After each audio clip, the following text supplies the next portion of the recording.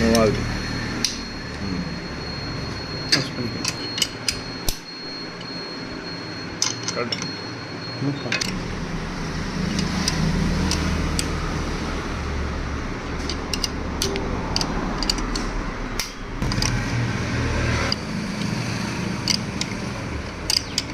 வருதா? வருது.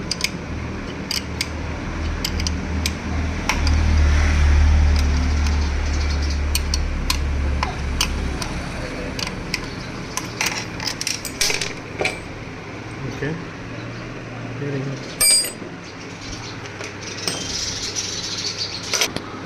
அனைவருக்கும் வணக்கம்.